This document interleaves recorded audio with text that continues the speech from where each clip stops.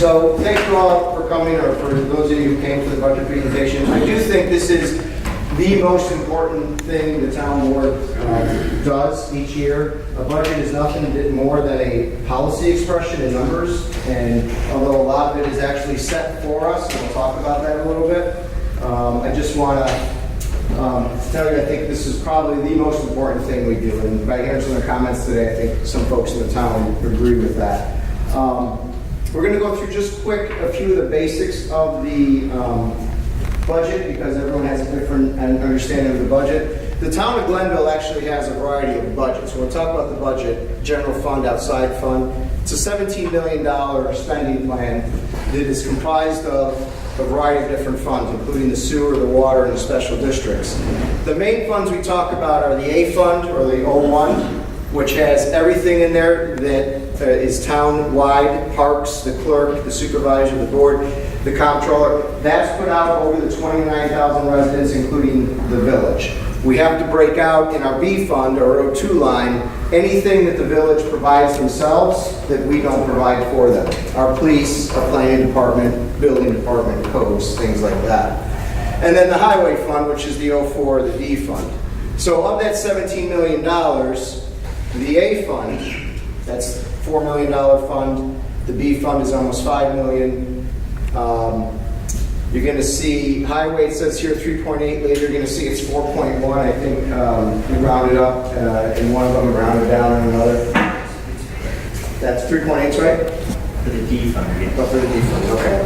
And then you'll see the sewer fund and the water fund, and then of course all the special districts. So that's kind of a first glance at the budget. Where we get our revenue, and we're going to talk more about this later, 54% of our revenue comes from property tax. That's on your tax.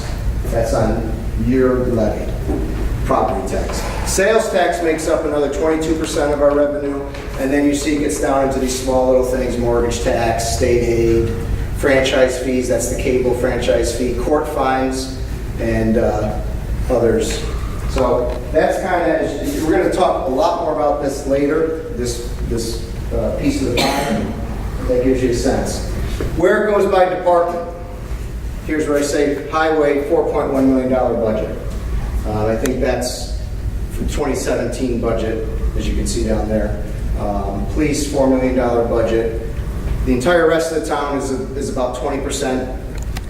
And then you see dispatch, park, seniors are all small portions of it. Debt service is getting smaller. We'll talk about that in a little while. By expense category, no question about it. This is not a knock. This is not trying to say anything other than what it is, a fact. 60% of our expenses are employees. We're a people-driven business, if you want to call us a business. 4.7 million goes to wages, 1.9 to health, 1.1, that should be a point, to retirement.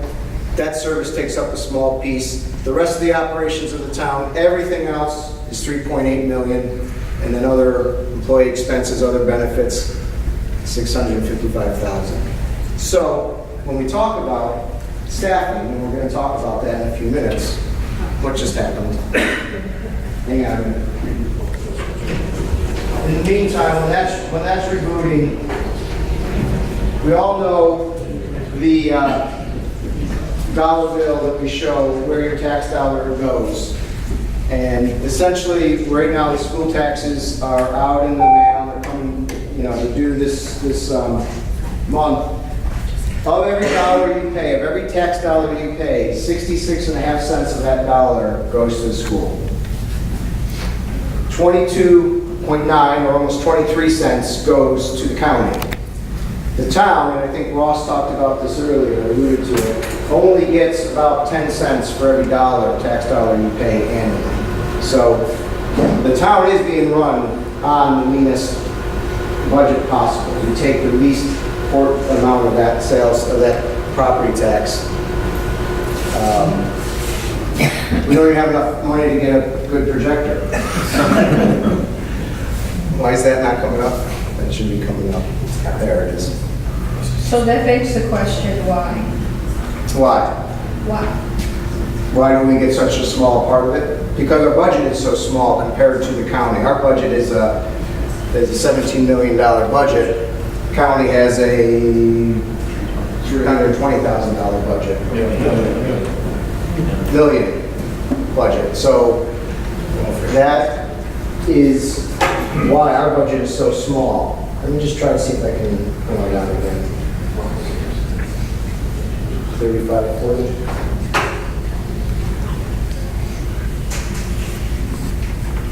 Yeah, but that doesn't tell me why. How come we don't get them? Who's in charge? Who's in charge of that decision? You're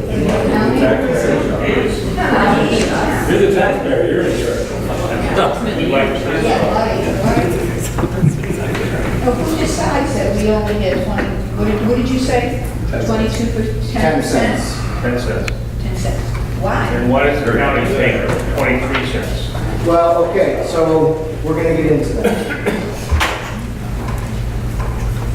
So that's the dollar bill. This is why. So we get this piece of your dollar bill. It's because the county has such a large budget. Obviously, they're going to take a much bigger piece of the bill because they have a $320 million budget. We have a $17 million budget. But what I want to say is, so often I hear from people, I pay $10,000 a year in taxes, so this town owes me this. No, this town doesn't get $10,000 in taxes. Most of the taxes go to the other entities. And we're going to actually be illustrated in the growth slide we're going to get to very shortly. All right. I'll try and be patient. That's good. So our budget objectives have always been hold the line on operational costs. So when you look at the town budget, we've cut costs over the years, and we're going to continue to work on cutting our operational costs. Protecting the fund balance. John said it absolutely right. We inherited a budget 8 years ago. We'll get to this slide in a few minutes. It was almost $1.4 million being allocated towards the operations of this town. That is like a drug. You can't just cut that and not have implications. So we went, and we'll go through this, and backed out or backed down that dependency. We're still in backing down that dependency, but we're doing it in a gentle way, and we'll show you a slide on that. Cutting the debt load is very important. We'll talk about that. Expanding the tax base, because that's the only way we're going to potentially get new revenue in here other than a levy, and fighting for our fair share of the sales tax revenue, and that's really going to be, I think, the biggest thing we talk about. When I talk about our operational expenses, this slide keeps me up at night more than probably anything else. We, since 2008, have decreased our employee count by 25% drop in employees. A lot of that had to do with the fact that dispatch moved. So it wasn't just cuts, we didn't cut anybody, there has been some attrition, but not a lot, it's mostly dispatch moved. Our wages only went down 9%, or by almost $500,000 in that time frame. But this should scare everybody in this room.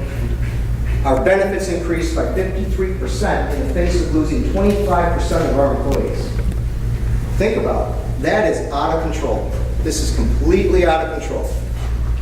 If this trend continues, our benefits line will surpass our salary line. That is unsustainable. This should worry everybody. And if you don't get worried on this gap closing like this, I don't know what will. But we cannot maintain that. Because I'm going to show you in a few minutes, there's only one place that money is going to come from, and it's your levy. And I'll show you why in a few minutes. Fund balance has been cut dramatically by $930,000 or 70% since we inherited this budget in 2010. At that point, it was 1.329. I agree with John. I think this board agrees 100% that we're doing all we can to get there. I think we need to get there. As you can see, the closer we get to it, the harder it is. These numbers start getting to be closer together, and so it's harder, but we're committed to it. This budget cuts another $65,000 out as far as allocation, $65,000. Our debt load has dropped by $10 million since 2009. That's huge. That's a huge help to our operational budget because it frees up money that would have went to debt service. We had a bigger drop here, but what we did, and we're going to talk a little bit about one of the board's objectives, is we included their water meters in 2017. We're doing a new water meter, automatic read meter into all the homes in town. Because we created a capital fund in water, we were able to pay for half of it in cash, half of it we had a bond. We're looking to pay for as much as we can in cash now with capital funds, but we're still looking to project even a bigger drop in debt into 2018, and that represents a 41% decrease in debt.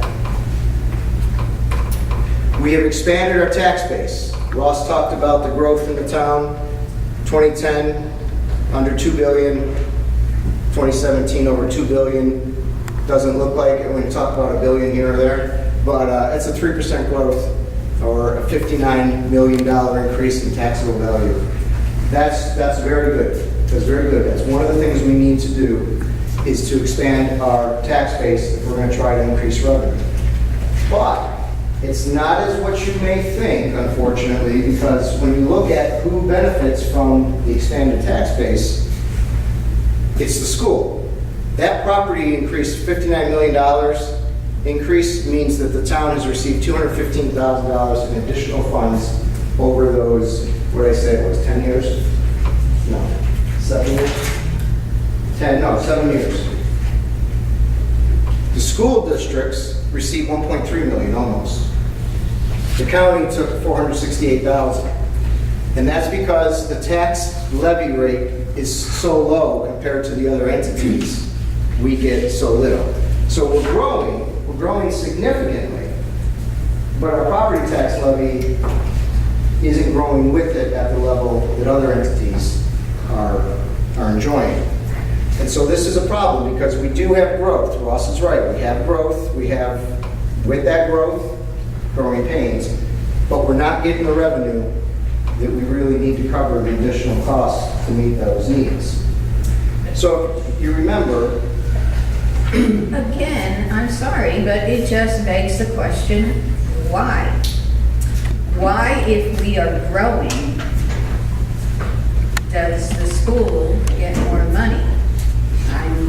Do I need to go to a school budget meeting? I mean, I don't get it. So it's because if you look at the budgets at the county level and among a lot of the school districts, they are growing at a level or at a rate that is faster than the rate, the growth in revenue. It's faster than the growth in tax base, and it's in the face of a stagnant and oftentimes declining population. we're going to have some slides on that, Jim. I don't want to get too far ahead because those slides are going to show exactly what Jim's talking about. But again, the factor here is the tax rate. Because our taxes are so low in this town, we get so little. We can raise the tax rate levy, and then we would get more, but that's, you don't want to see your taxes go up 10%, 20%. Maybe the slides coming will help you with this. So you remember when we talked about the two major sources, one is the property tax, the second is the sales tax. Now, when a town is growing, the best thing you could do is collect sales tax, because that's where your revenue is going to come from. It's really going to drive a change in the budget.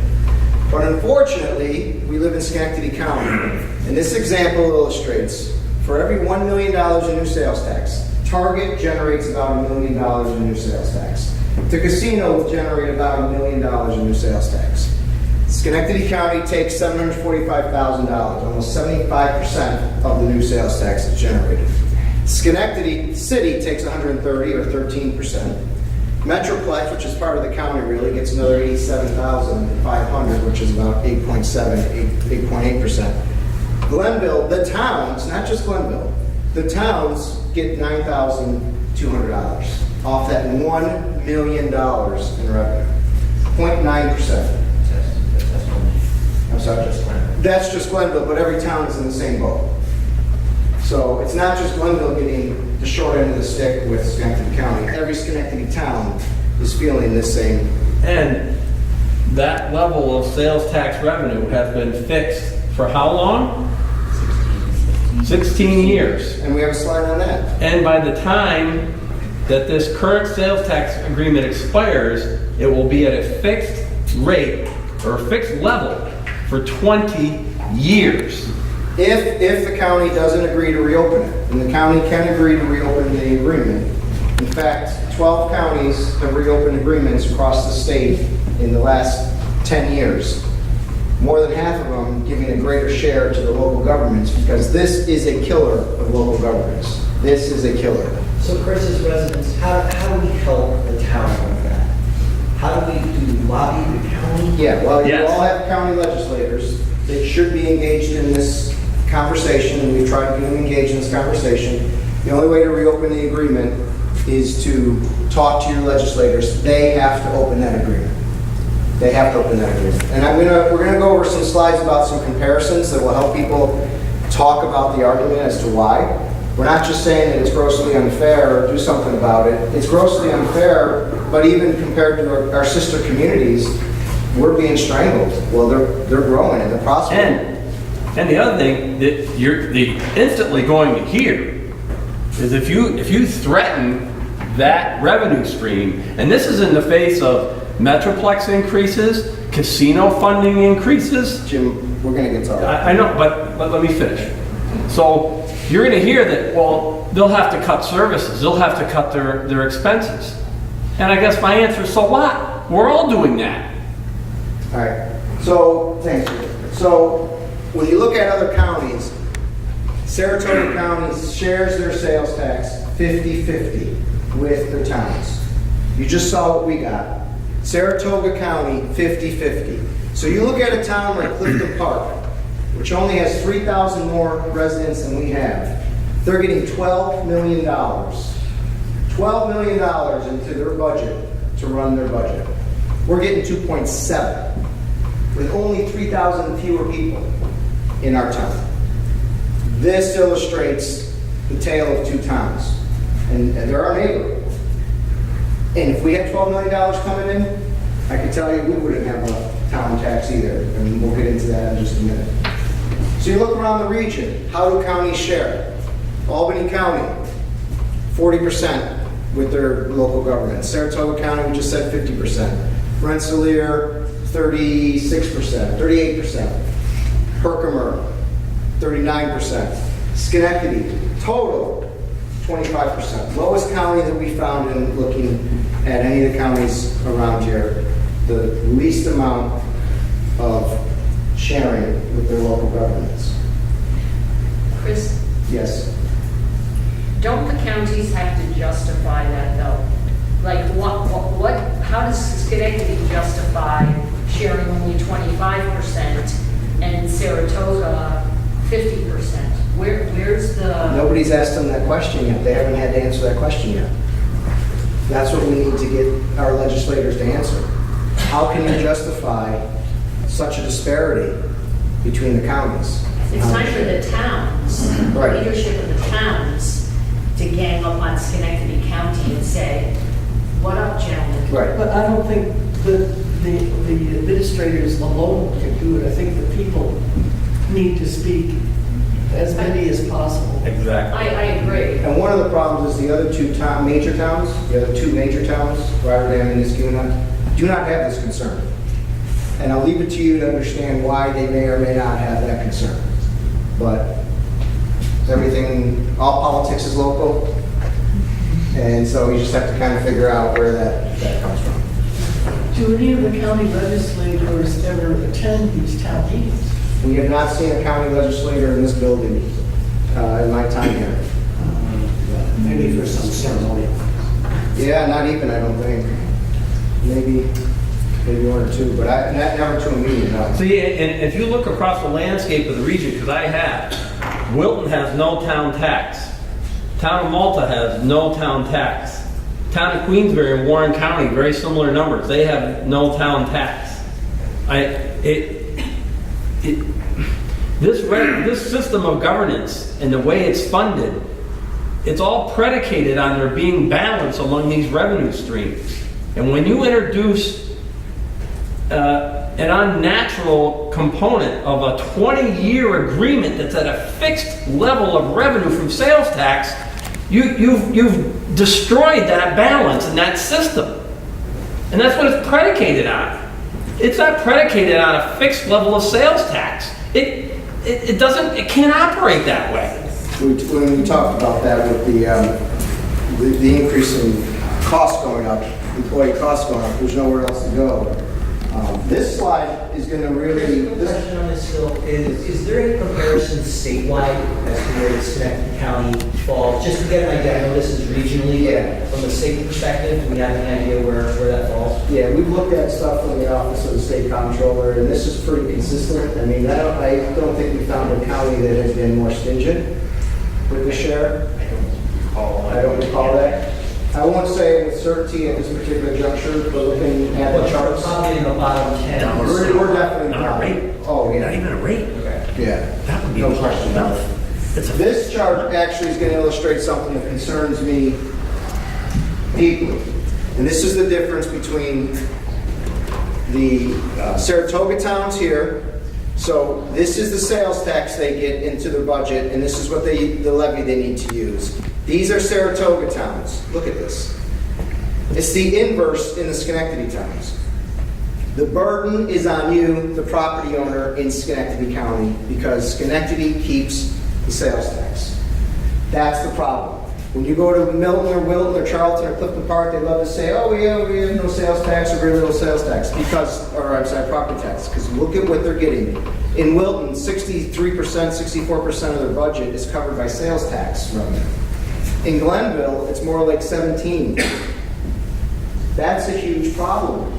This is a tremendous problem, because what we can't get out of this stone, we got to get out of this stone in Schenectady County. That's the problem, right there. The tale of two counties.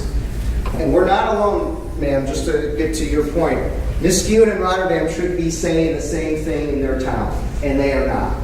They are not. I'm not even sure they're aware of this, based on the crickets we're hearing from those supervisors. I don't think it's even a concern of theirs. And that's unfortunate, because they're in the same exact boat as we are. And we need them. If we're going to go to the county, we need them. This slide shows we're not getting what our others, now we talk about the growth. Look at Queensbury. Since 2006, in 10 years, Queensbury has received almost $3 million in new sales tax.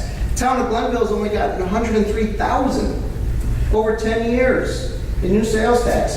You can't run a town on this, a town that's growing. Queensbury, 1.9 in Half Moon, 1.6 in Bethlehem, 1.5 in Clifton Park. We're not even near anybody else. Not even near anybody else. So when you talk about funding things properly, which I think we can all have different agreements on what that means, you can do that in Queensbury. But how do you do it in Glenville without driving the tax levy? And regardless if people think that's a little bit or a lot or not, we still have to be responsible. And we Why do we can't. have to belong to Schenectady County? Well, that's been brought up many times, I gotta tell you. What, you want to know? You want to know a real solution to that? Yeah, Because- I do. Why do because- we have to belong to them? Because there's another implication here that is very evident. Saratoga County, Warren County, their system of governance at the county level is a board of supervisors. There's not this whole other layer that we have in Schenectady County of a county legislator. I defy anybody in this room to name all three of your county legislators. Five. Do you know who? Well, five. I'm sorry, five. I defy you to name all five of your county legislators. I guarantee you take 1,000 people in this town and pose that quiz, you're not going to get one person to name all five except the five people who are in that county legislature. It is a hidden layer of government, and it's screwing the towns in this county. So why don't we leave? Well, that's a whole, we have to, the state's never going to let us. Why not? Because the state's going to want to keep Schenectady County intact. They're gonna- Well, that doesn't mean we have to belong to it. They can keep Schenectady County intact, and we can just say we don't want to be a part of it. Well, I don't think we're going to be able to leave unless the legislature and the governor and the Secretary of State would allow us to. We can try it, but Well, you won't know till you try, now, right? We're obviously a cash cow for the county, so why would they let us leave? we're going to be defending the bridge on horseback. Yes, ma'am. The concern that I have, though, Chris, is that the implication behind all of this is unsustainable. Yes. Agreed. Yes. But the right answer is not, let's hike up people's property taxes. Correct. So what is the answer? A share, a fairer share from the county. The county needs to open up the agreement, renegotiate it so it's fair for taxpayers. We have some examples coming up where they can do this and be able to sustain that share shift to a fairer share. And we'll get into that in a few minutes, but the county has got to share the sales tax that we're all creating out here. The town of Glenville is the town that's growing. But will they continue to refuse to do that like they have been for the last 20 years? I hate to say this. The only way you change your government is by changing your government. I mean, people have got to vote. They have to be engaged. They have to understand who's on what side of this issue. Call your county legislator and ask them, are you willing to look at this issue? It's going to require some hard decisions at the county. They're going to have to start cutting their budget. If you look at, that budget is online. I encourage you to all go look at that 300 and some page document, because I have, and count the number of salaries at the county level that are $100,000 plus. Count the number of county attorneys in the county attorney's office. So the next slide, just because I want to keep us a little bit on track, talks about, as a per capita basis, what you're getting in sales tax. So compared to our sister communities, where Queensbury per person are getting $318, Glenville's only getting $121 in sales tax. So you can see a huge disparity here between our sister communities. We have Bethlehem, we look at Albany County, Saratoga County, Warren County. And there's a disparity across the entire region and state. So why grow? Well, that's the question. We don't Exactly. have to. Why grow? We Right, don't have to grow. right. Because I say that, I came here 39 years ago because it was a nice small town. right, And, you know, if we're going to grow and we're just going to continue to make the problem worse because nothing's going to change, then why grow? but I think communities are like living beings. I think you either try to get better each day and grow, or you're going to recede. You're going to get, and I don't want to see community die. You know, when we came in It's not here, gonna die. well, 8 years ago, our town center was dead. I gotta say, you know, you look around, we had closed, Kmart was an atrocity, we had closed stores everywhere, dark. I think we have to still make our community livable, and I still think we have to do what we can to try to change the dynamics here. The answer is not stop growing. The answer is fix the disparity in the share formula. And that's what I think that's what we're trying to point out. This one will show you, Jim, hold on to your seat. This one's going to show you how much Schenectady County has taken over the past, 10 years or so, compared to Schenectady County, or Town of Glenville. I'll give you a hint. Schenectady County is in orange, and this is the sales tax growth from 03 to 06. They took in somewhere between 300 or 30 and 40 million. Today they're taking in over 60 million. We're down here. Some of it you probably can't see because John's in the way. Okay, John. I don't see. We're down here. So when you say, one of the first things people will say, well, how can the county afford to shift more money to the towns? Look at this tremendous growth here, that there's a ton of resources. If they weren't hoarding them and overspending, can be shifted to the towns.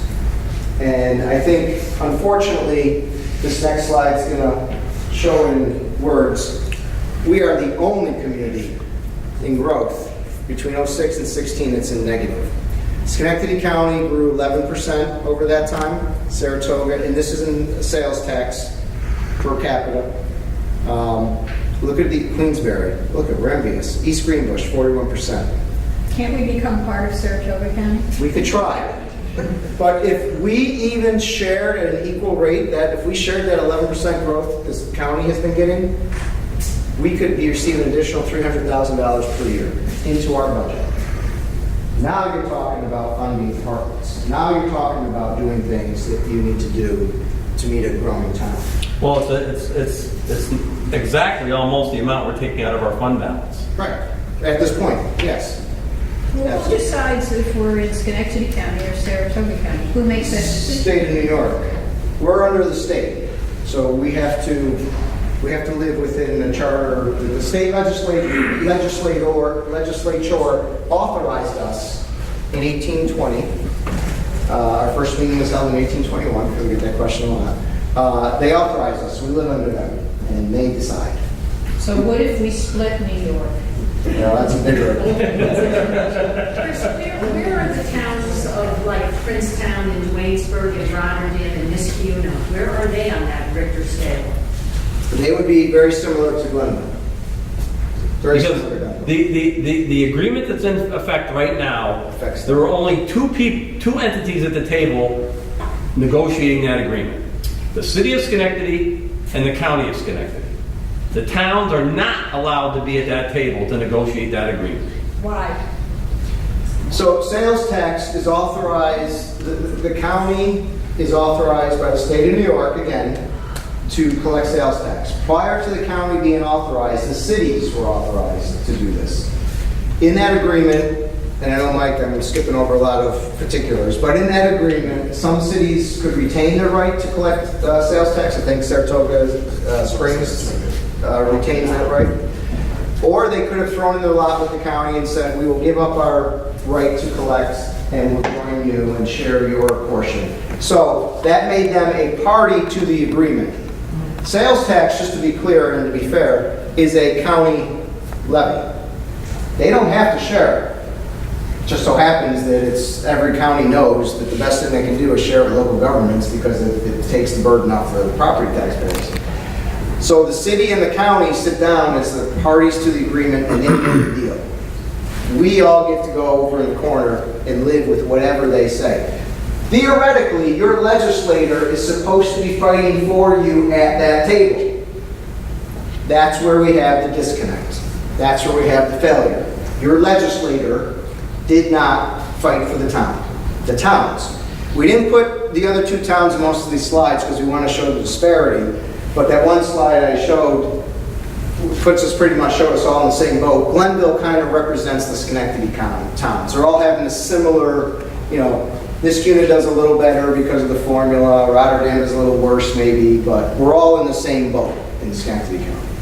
John? What if you threaten the county that you're going to go to the state and ask them to reduce what the county can charge? Because the state gets 4%, and the county gets 3%, but they have special permission to get 4%, something like that, right? Yeah, and then Metroplex is another layer on top of it in Schenectady County.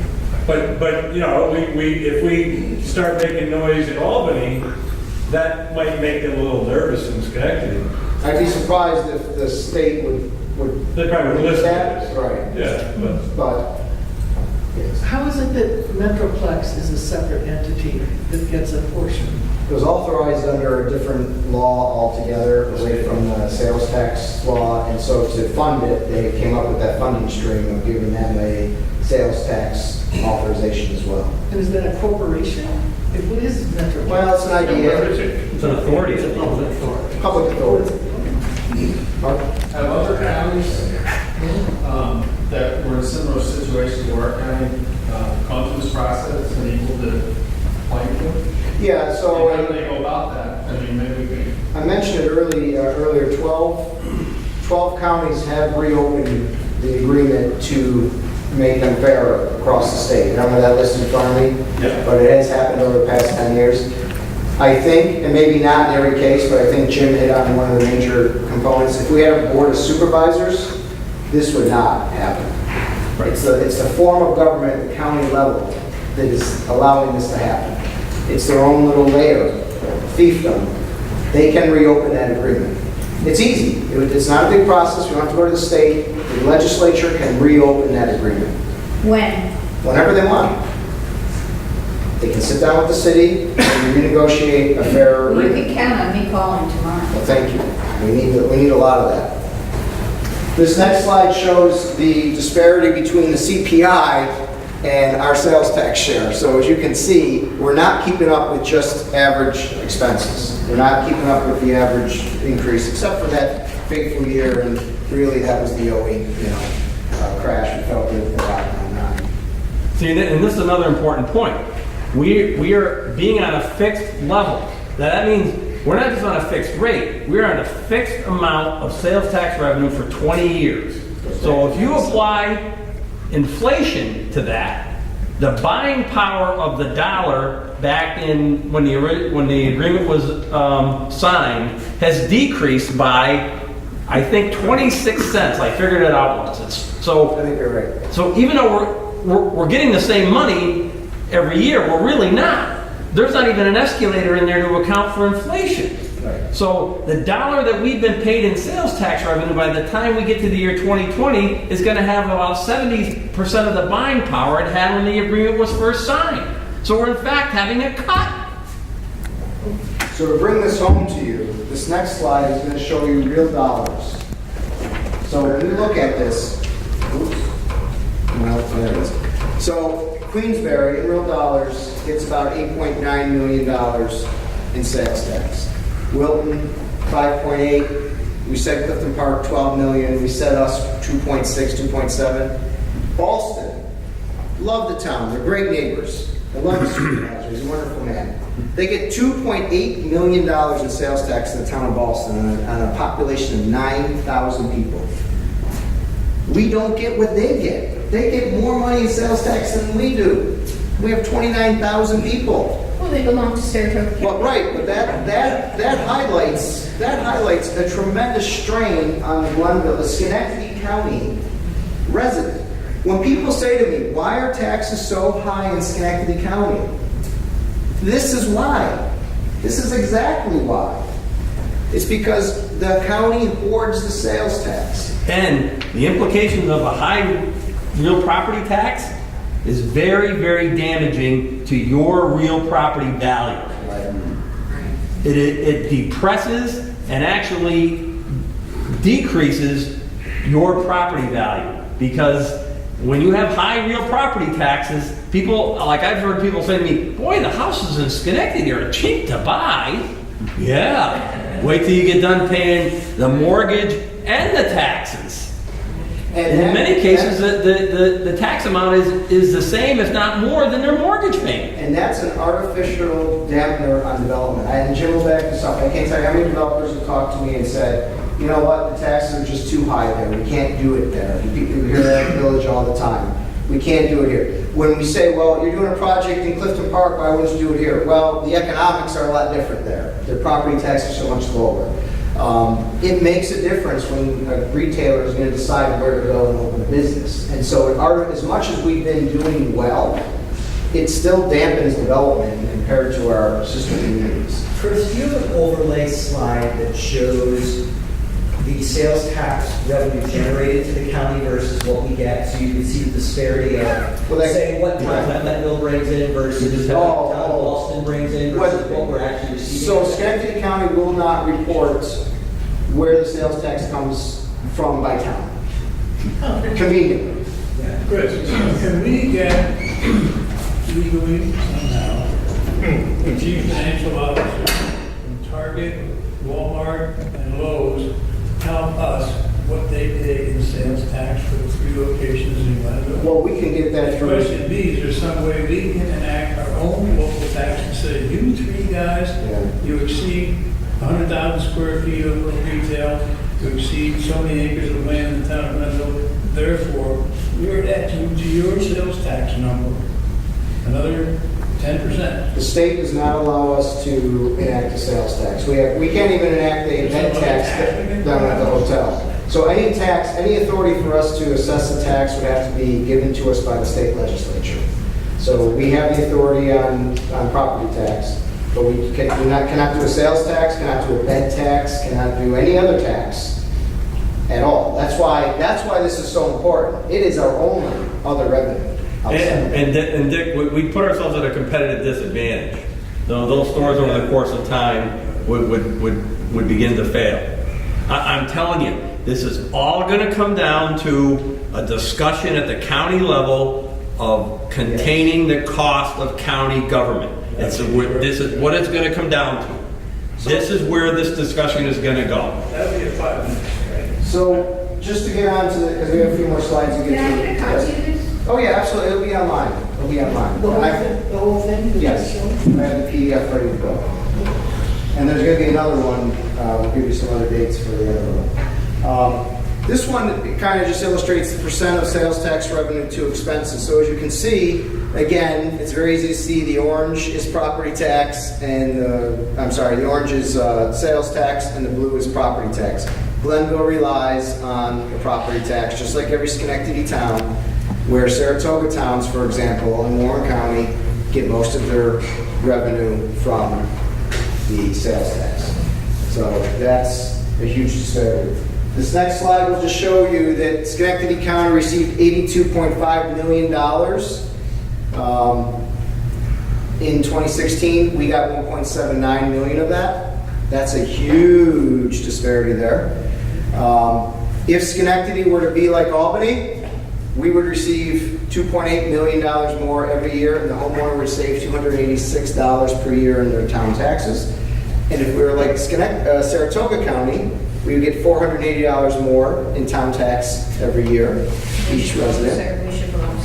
And there would be no town outside our highway tax at all, and our fund balance would be eliminated in the highway appropriation. And that second point right there, that's the whole reason for this argument. That's it right there. That second bullet, if we had the Saratoga County agreement, that brings it home for the average resident in this town. You would save $480 instantly a year in taxes off your tax bill. Be no town tax, essentially. Now, just on top of this, I want to just remind everyone, the county is starting to receive their $2.5 million in extra money on impact money from the casino, and the city of Schenectady is receiving their $2.5 million. So the two entities that are hoarding all the sales tax are also hoarding every cent of the impact money. And then the county was supposed to say, well, you know what? We'll share that with the towns. But they haven't done that. They haven't shared it with the towns. So we're getting some Why don't we all the towns together file lawsuits against county? Well, again, Glenville right now is the only town talking about this issue. And there's a reason for that. And just in the infinite wisdom of New York State and that casino sale or casino impact money, town of Glenville gets zero. Right. And you can throw a baseball from across the river and hit the roof of the casino. You want to know how much Washington County gets? Washington County, $130,000 a year. Yes. Washington County from the Schenectady County Casino. Really? Yeah, so other counties, Albany County, Washington County, Schoharie County, I think gets it. Montgomery County gets it. Other counties get it, but the towns within that are affected by it don't get it. So what makes Glenville the black sheep then? Well, again, we're not. You know, We're the only one willing to stand up and say this is happening. Niskayuna should be saying the same thing. Rotterdam should be saying the same thing. but are they not because they feel like they're faring well out of this? And They so get more that property tax from GE and from GERG. What is it? I just have to say it, I guess. I don't want to have to say No, it. I'll say it. I'll be a lot more blunt than Chris is willing to be. Political party. I'll be a lot more blunt than Chris is willing to be. Niskayuna town government is dominated by Democrats. The county legislature is dominated by Democrats. This is putting party first and people second. Rotterdam is How does that dominated. make a difference, though? How does that make a difference? It is a power base. But if it's the economy and the money that's being discussed, what is the, what? And again, I don't want to get into a The political fair- conversation in the budget forum, but it's what master you serve. Everyone has to decide what master they serve. And I'm not going to speak for whatever master they decided to serve. But you have to draw your own conclusion on that. The evidence, all I can do is show you the numbers. You all have to draw your own conclusion on why people are acting the way they're acting. I can't tell you. Chris, how long is the casino impact fund last? Is that like a tiered down thing, or is that a continuous thing? Forever. Forever? Yeah. And the same amount? I think it's a 10-year agreement.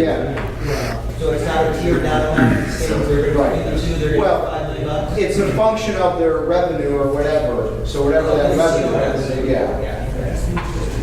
This next slide will show you how Schenectady actually spends more than other counties. And so you look at Saratoga County, here's the spending difference between Schenectady County and Saratoga County in 2015. Saratoga County spent $1,283 per person. We spent $2,009 per person. That's $726 more per person in Saratoga County. But look at the And you look at the population, Saratoga, man, we gotta talk it down. Saratoga spent the $291 million on 227,000. We spent more on less. That That's right the problem. there is, that's the issue. That is the issue. But Chris, isn't this the time now? Yes, sir. Because I see it with Schenectady. Obviously, they've got a certain spending level, and they're used to a certain level of spending.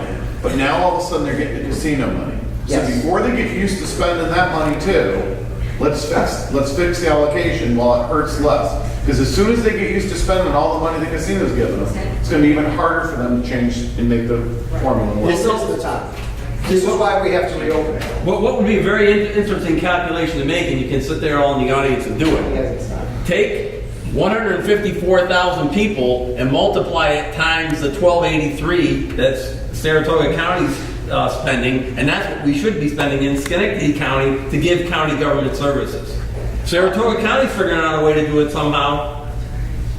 And they're similar counties, but we found a county that's even more similar, Rensselaer County. We said, well, how do we do against our sister over in Rensselaer County? Not so great. We're blue, they're red, they're orange on spending. Our county attorney's office, their county's attorney's office, our DA's office, their DA's office, and so forth and so on. Board of Elections. We are outspending Rensselaer County in every category. Social Service Administration. This is not benefits paid. This is the administration of our social services program. That means people, jobs working for the county. Schenectady, 17 million. Rensselaer, 13.4 million. We're spending almost more than $3 million. So why isn't state government looking at these counties? I have no idea. And saying. State government's really good at looking at things and reporting them. And then we have to figure out what to do. But you know what? We're doing what we should be doing. We're fighting for it. Really, the community has to fight for it. It's not the state. It's not anyone else. It's us. And that's what we're doing. But right now, we're the sole voice. But the state has to hold the county accountable. Yeah. Not you and not the guy over in Rotterdam. Right. The state should be all over the counties. The government, if the governor really wants to fix local property tax problems, but to be fair to the state, this is really only happening in Schenectady. You gotta fix the sheriff formula, and that will fix it in Schenectady. Chris, what's the difference in population here between Schenectady County and Rensselaer? Almost identical. Almost identical. How many, Rensselaer County has 5,000 more. how many people are on welfare in Schenectady County versus Rensselaer? That I don't know.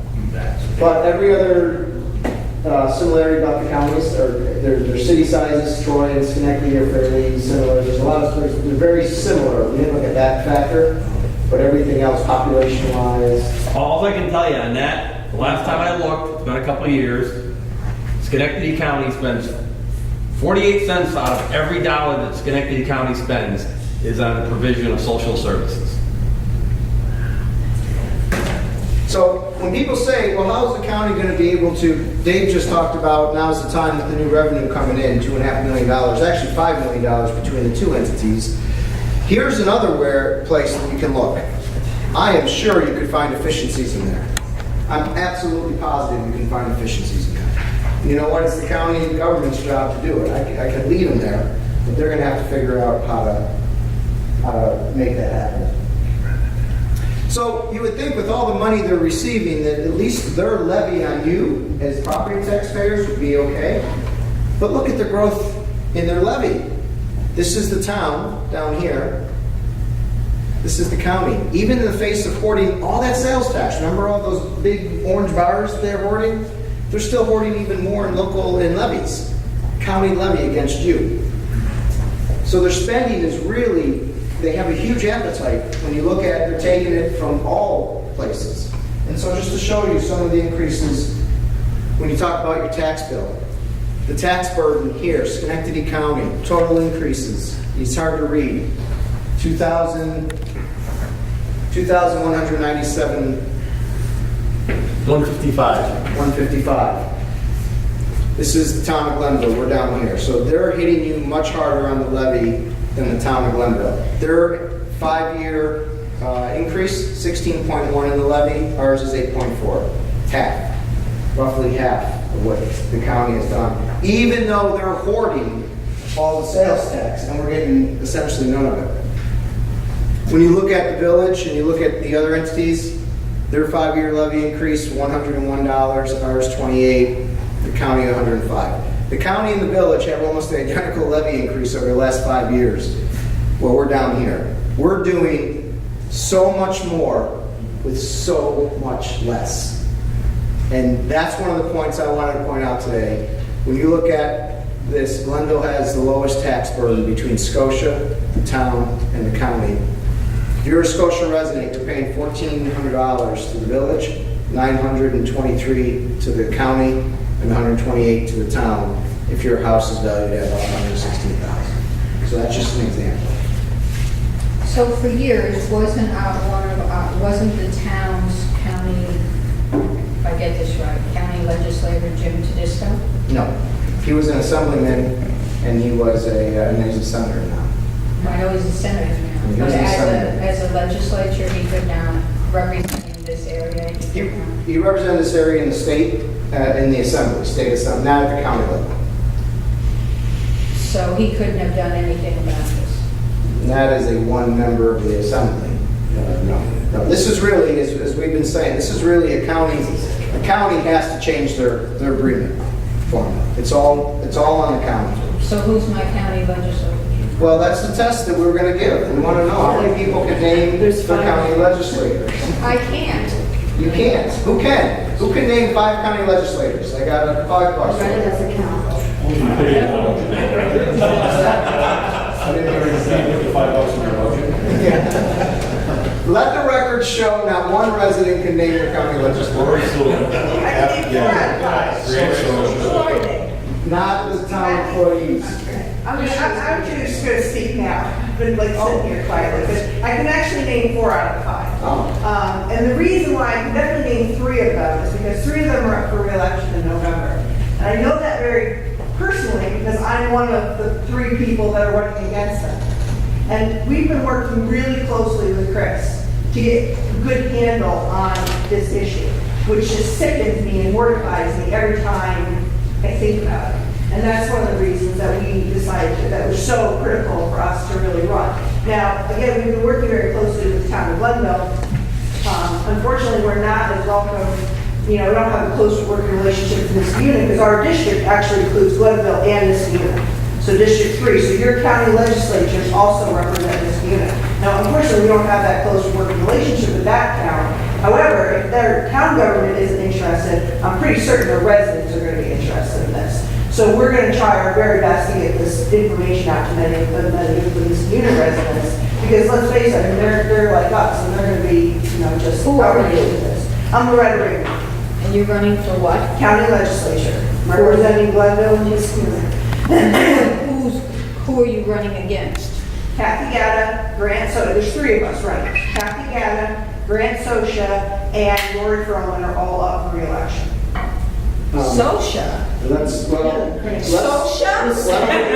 Are you kidding? Why don't we go back to this?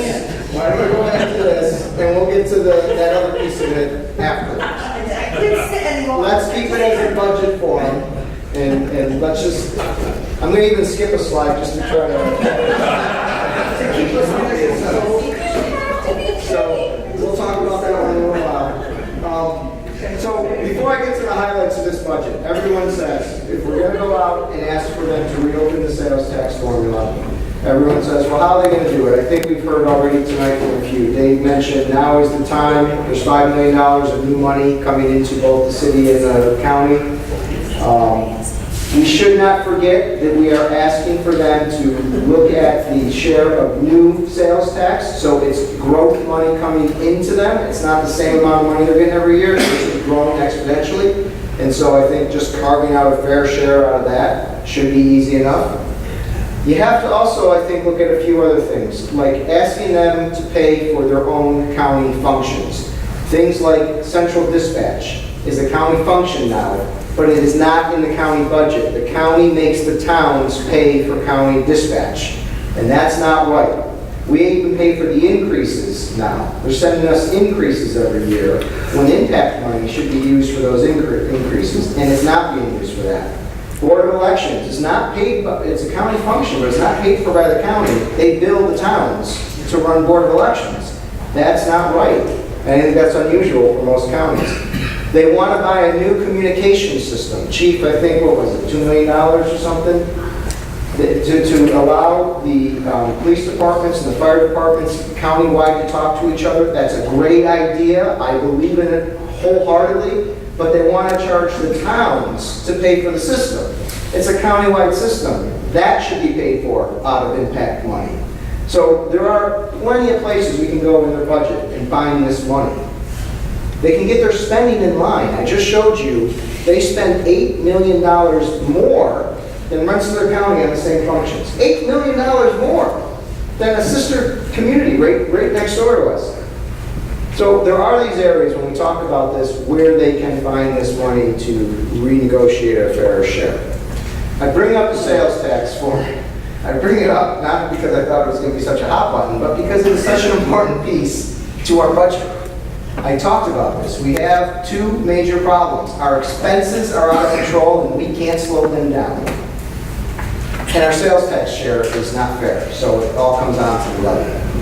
But this budget, I have good news. This budget is in pretty good shape. Chris, I think it's important to clarify, we do what we can to control our spending. Oh, yes. It's not out of control because we have no control over it, but there are certain things, unfunded mandates that are pressed upon us by higher levels of government that we cannot control because we have no say. Right. So it's important to know that we're not, we're not out of control because we are not trying to be. That's a good distinction. That's absolutely true. I know it's semantics, but. No, but it's true. That's a good point.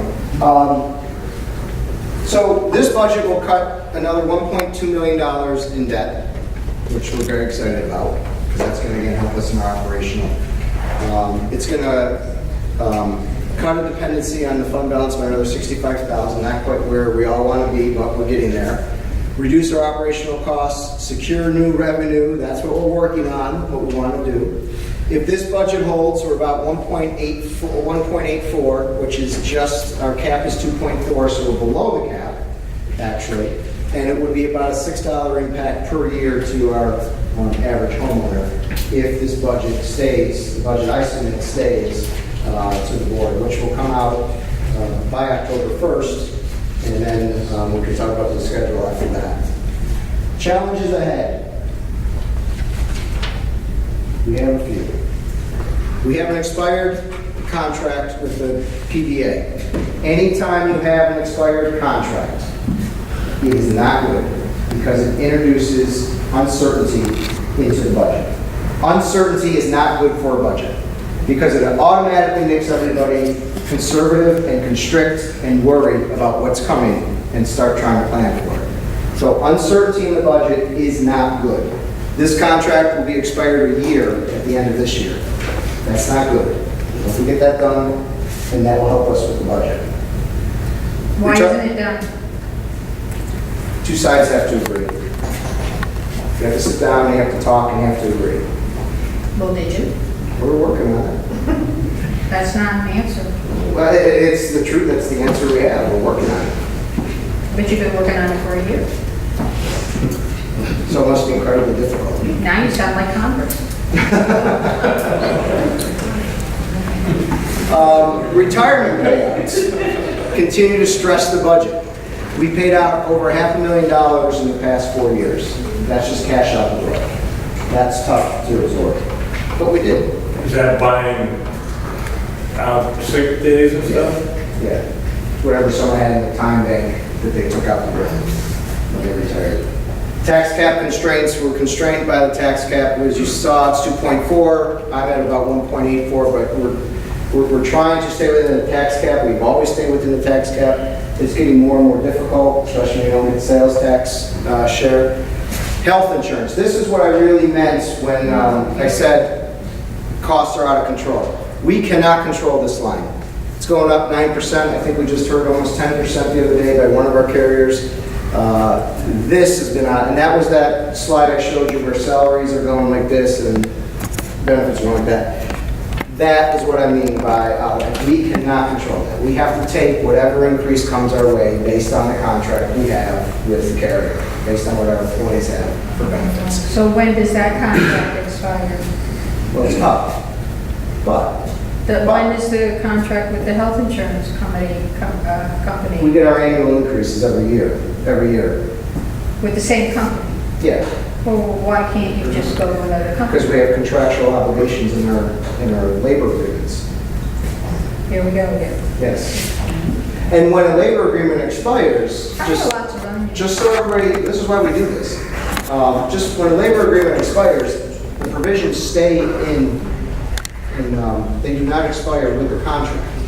So I understand okay. that, but why do you have to use the same company for the benefit? Because the contract tells us with the labor union what we have to provide.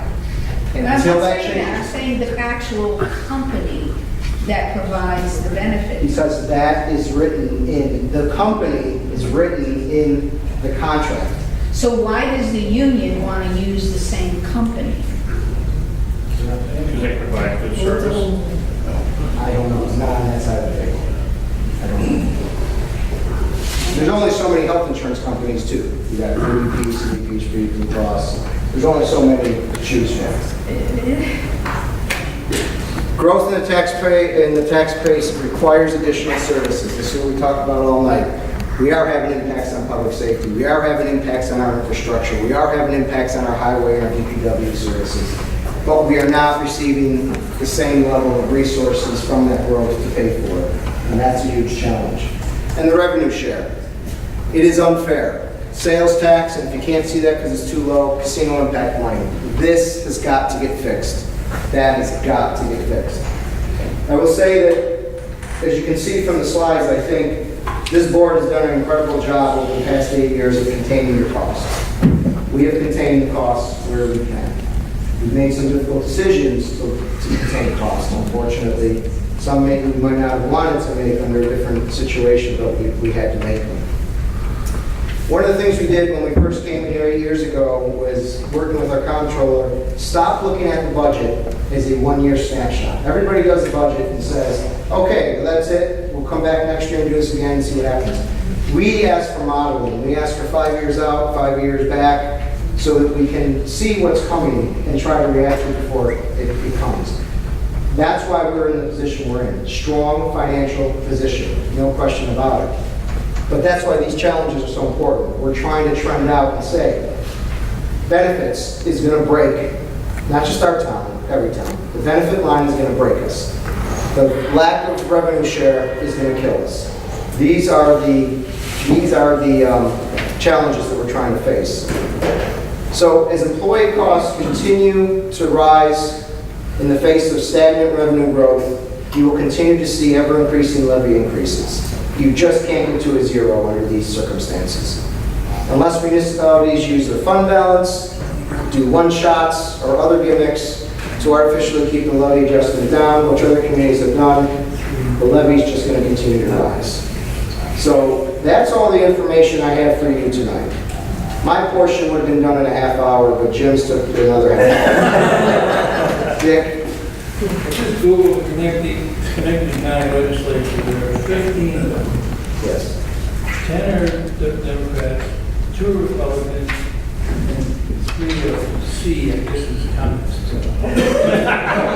Conservative. I think that answers the question that came up previously, the unfortunate surroundings of Democrats. There are five from this district, so the districts are broken up between the city and the towns, and the 5 from this district cover Glenville, Scotia, and Nisku.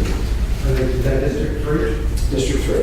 And they're all up for you said it on the slide, the fire slide, that you're looking for new revenue sources. What are they? I mean, is it just a renegotiation of this, and that's the only avenue for additional revenue? If that doesn't come to pass, then the numbers you had as far as the increase goes out the window. Right, no, this increase, what we're talking about this year, the 1.84, is with the understanding of our current agreement. So we're not looking for new revenue. This is a potential upside. This is a projection out. Within 5 years, if we don't get this agreement redone, and those health insurance costs continue to rise, then it's the levy. It's going to have to go to the levy or fund balance. A lot of towns will use fund balance on one shots. The problem is this town did that. I would say it was almost 20 years ago, maybe at this maybe 17 years ago, and that was a big 40% tax increase. If you all remember that, that's because they used the fund balance and it never replenished. It's like using your savings account. You know, one day you go to pay your mortgage and that money's gone. You got to get it somewhere. We're only authorized to do so much. We can't get into investment banking. We can't get into anything else. We can't sell things other than property. The only thing we can do is levy a property and hope for a share of sales tax. You know, we get the mortgage tax, which is very little, those lines. So one other question. So other than going to polls, what can we do to help? Well, I mean, obviously the first hope is that we get the ear of the county legislators and you all, they answer you. So I ask people to reach out to the legislators and ask for a hearing. All we're asking for is a meeting. Come to the meeting and let's talk about it first. You know, Jim has had a lot of ideas of going to the other towns and talking, going to the county legislators right after the meeting and talking to them. Let's just all get together in a room and talk about it. That's step one. Is the presentation that you've done tonight the same one that you're going to do at the senior center? Yeah, senior center next Thursday at 7 o'clock. And then for anyone during the day, 2 o'clock the following Thursday at the senior center again, 2 o'clock. Same thing. So after listening to this, I think it's fantastic that you guys have kind of maintained a low or helped us in taxes for so long. And I heard a lot of everybody kind of complaining about the whole sales tax piece. But it still doesn't address the kind of ongoing issue that we still have to take care of our roads. We still have to take care of the safety in the town and do all of that stuff. And yes, it's still going to be on the back of us taxpayers. Because the reality is, and I think we all know it, the county's not going to change what they're doing anytime soon. We just don't have the numbers of it to change that. So again, I don't complain about my town taxes. Maybe people do, but as you saw in there, it's 10 cents on the dollar. And what we get for that is the stuff that we see every day. You know, when we're driving on our roads in our neighborhoods and when we're down in town center, it is our local people that we are seeing, and it's the services that the town is providing that is doing all of that. So if that costs me, a couple more cents a year to cover those costs in the town, I guess I'm not going to complain because I'm getting those services. The problem, I think, is, and as you've shown, you the personnel by what, 25%? And granted, a lot of those were UCC, the PSAP went over.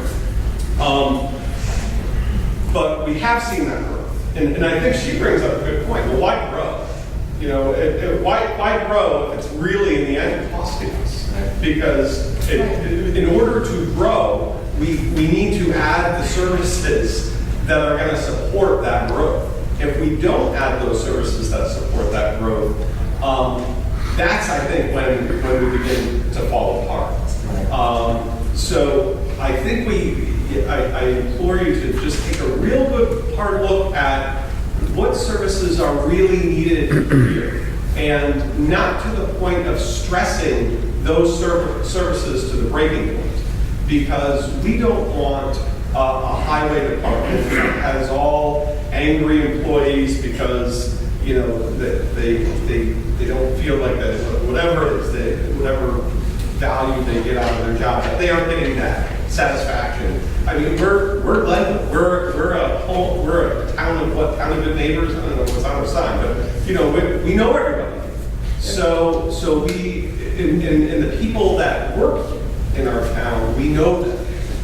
So it is a big family, and I understand the rising insurance costs and the other ancillary mandates that come along with you know, operating the town. But I think we live here for a reason, and a part of that is the services that we get. Otherwise, you know what? We could go to Clifton Park and not have a police department and have them respond a half an hour later to my burglary call.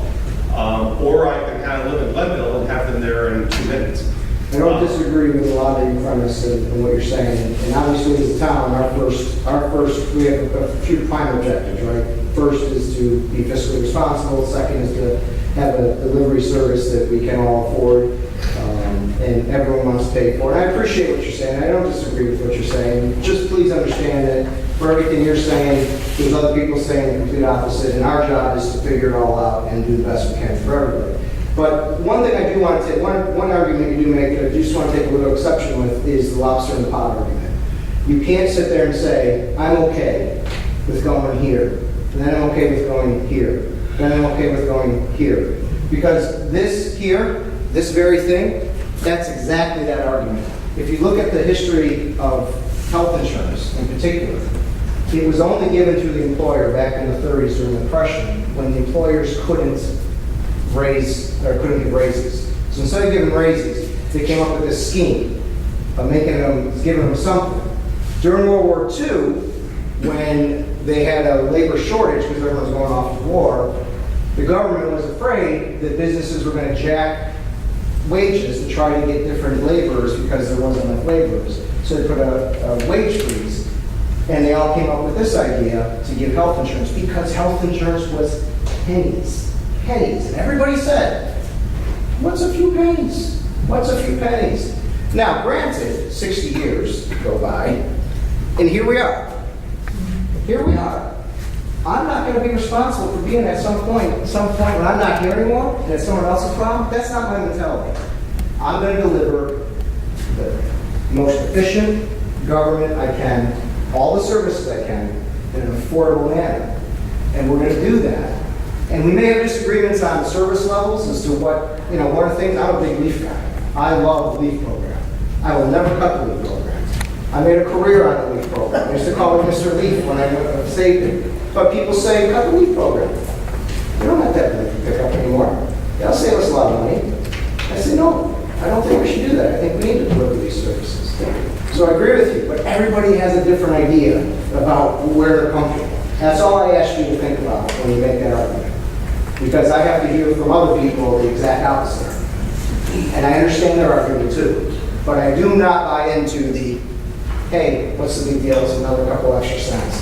We have to be responsible with our budget. Even if it's the smallest piece of that dollar, we have to be responsible. Because we expect the county to be equally responsible.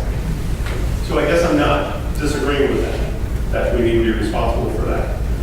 But if the goal is to change the county, if this big goal is to change the county, if we subsidize for a year, 2 years, in order for it to give us enough time, once the county comes around to 40 or 50% of the sales tax revenue, great. We're all going to get our money back because our taxes are going to go down. You just worry the county might be like, well, they're going to do this and get themselves by, we'll just keep doing that and we'll have to do it. I don't know what truly with the county, I don't know what they would ever see to agree. I mean, why would they ever want to change the formula? I mean, that's the other thing, you know, what's in their interest? Because they're elected by these people. Right. I think the important part of this is, you look at the room here, you have 30 people in the room. I commend Chris and the board for putting together a presentation like this. I've lived in the town for a lot of years, and up until 4 or 5 years ago, I just paid my tax bill. I didn't really care because it didn't bother me. afford to pay, I pay. When I started to look at the breakdown that Chris breaks and showing the inequities that are there, this is the message that we need to get out to the taxpayers in this town, so that you're banding together and you're going to the county, and you're saying, county, this is a bunch of crap. Let's do something to change it. That's what we gotta do. And we gotta spread it, whether it's through social media or through individual contact or, conversations with neighbors. That's what we gotta do, because we can't keep going with this. We need to change it, and we have to band together. We really have to band together as a town. And to add on to that, it really, the bottom line is, it really becomes a moral and ethical argument. Yeah. It really does. Absolutely. How anybody can justify what's going on in these other towns and what's going on in Glenville is unconscionable. Right, absolutely, I agree with you. Well, I don't want another Clayton Park, No, I agree. but I do want twinkles. I was gonna say, you want the $12 million. Where's my twinkles in? Just three quick things. One, not because we're in the room around. The police department in Glenville, every time we've had a situation in Outlaws, they've been quick to respond. They've been professional to the utmost. So I just want to make sure that was said while you guys are in the room. We don't get a chance to see that much. Again, thank you for You guys. your service. We agree. So with that being said, the state tax piece, the sales tax piece is compelling. And I think that anybody in Glenville is more than willing, once you get the word out, to vote and confront our legislators, even if you know them or you don't. And if you don't know them, come to my house on 4th of July, because we have a little scavenger hunt. We have little kids running around and find out who the legislators are. So if by chance, for some reason, people laugh at you because you got the selfies online. That's right. So the question I have is, if by chance, for some reason, this does not take effect, or does not happen right away, there seems to be a process. We are relying on property tax. So there's that 800-pound gorilla in the room again. What is the town's view in regards to this budget, in regards to the future development in this area? Again, Outlaws has this situation, as you all know. And I'm going to go further on it. You can go online and find out what's going on. But is that something that is going to be the future of our town? Where we have to, in order to generate revenue, we have to go into these large development procedures, even in little communities, just so we can compensate for our inequities and our shortcomings. I don't see a lot of large-scale development coming in residential in the next couple of years. I don't see, in fact, one of the challenges I didn't get into because it's really deep down in the challenges is a lot of our park system is primarily financed by the subdivision fees. So when subdivisions come in, they pay a chunk of money to fund our parks, and we pretty much live off that for capital improvements. One of the challenges I've been putting forward to the board is I don't see large subdivisions coming into the town anymore. We're pretty much subdivided. And so we have to find a new way to fund our parks. So when you think about, and again, Ross, I agree with what you're saying, and you're right, we have to fund things properly. There's more than just one department or two departments you brought up that need to be funded properly. Parks is not a tree. So now you could add parks to it. You'll add the parks.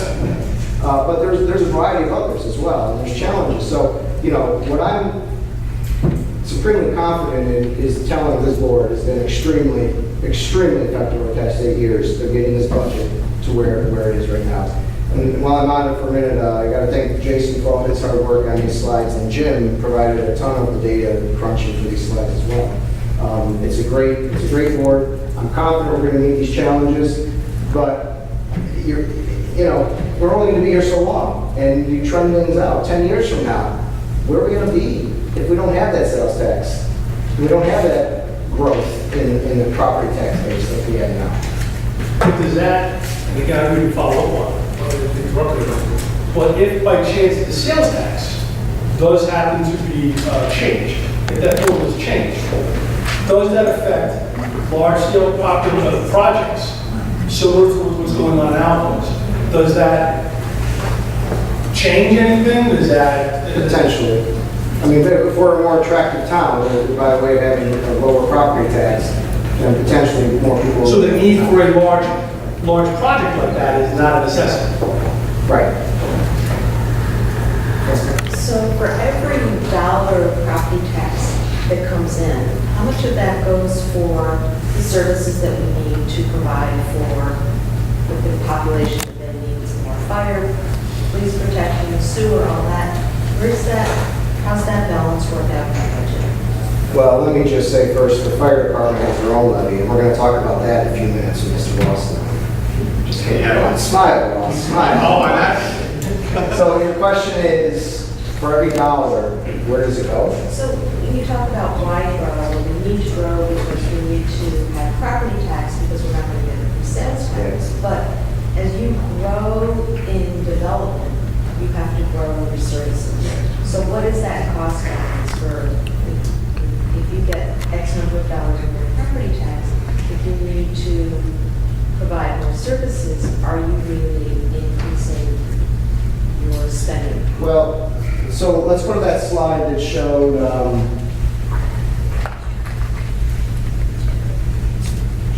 what slide showed that? We're almost there. More? No, the one that showed the tax base growth. No, so let's go with, say we're developing, we've got it here. It's a tax base extended by $59 million. Okay, so we get out of that, out of the 10 years of that growth, we get $215,000 in new spending. Okay?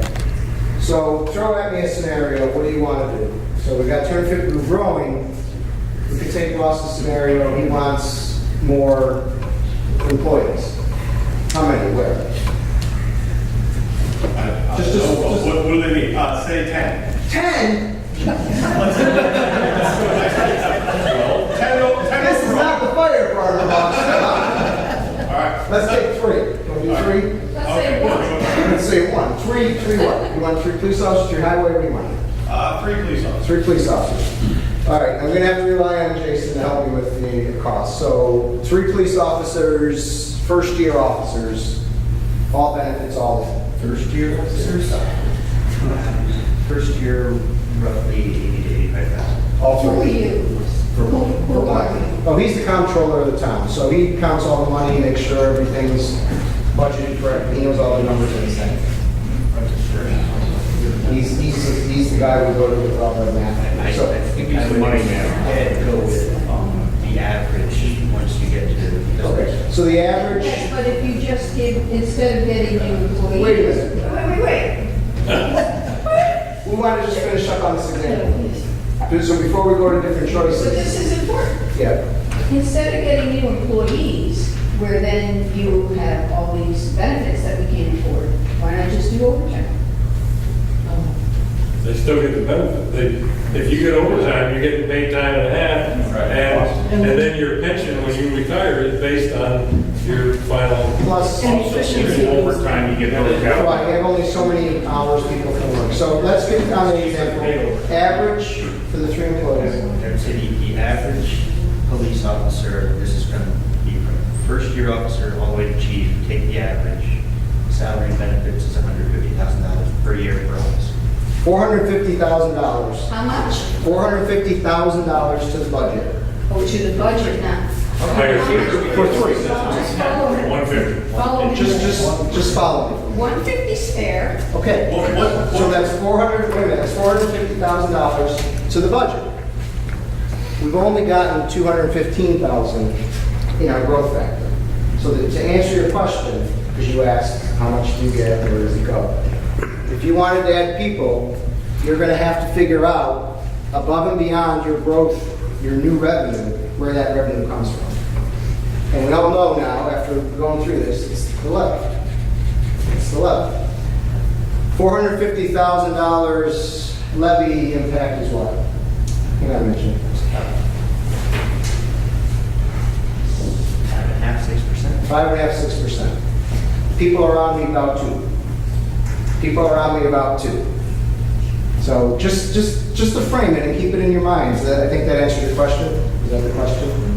Kind of. Yes. Jay? Just a quick, the the 150 is a little high. Well, we just did an average. Yeah, well, I know, because the sheet, it's about one, for the highest paid, it's about 120. So if you were to average everybody else. That, you're talking salary. No, I'm talking about the sheet we get every year, that says how much we actually cost the town. Mean with benefits and all? Whatever, it's a newsletter? No. Every year we get a breakdown of how much we actually cost the town. So mine at top paid is like 120. So for a new guy, 150, I don't know where that would come from. We just took the average, and that is the average. But if I'm the highest, at 120, how do we get to 150? I'm not sure you are. Well, anyway, it's fair based upon the quality of the service that we get from the police department. And I have no relatives or friends. And we're not thinking on anyone either. We're just stating, I mean, people want to know math, that's the math. Highway is less. Highway would be about 100. I don't have a problem with that. I have a problem with other things, and that's not one of them. The contract should be finalized, otherwise we're going to lose good people. We're working on the contract. You know me Anything else? Anybody else? Ross? You look like you wanted to say something. No, it goes into more, I would have broken down the like 150, like what percent of a typical employee's benefits. So is it 40% of their average salary or? How much is benefits? Yeah. And then on an officer or on the highway? Let's say a highway. I think it's 40, 45%. So when you're looking at an employee, you're tacking on another 40%. Oh, yeah. But that's, just so we have an idea when we're. Right. We said it wasn't the salaries, it was all in. Right, yeah, that's all in money on. I'd rather see less money go to the school budget because they never start at zero. They always start at where they left off. And there are programs in there that they no longer do. They no longer provide, but it goes into the general fund. And then you just keep adding on and adding on and adding on. So I would rather see a school budget that you have to start at zero and tell me what you really need. I have yet to vote yes for a school budget. Yes. I've yet to vote yes. I don't, because they don't start at zero. Sorry. Anybody else? Any other questions on that? Thank you so much for coming for this. I hope it was helpful education. And thank you for Jason and Jim in particular for all the work. Give them a round of applause.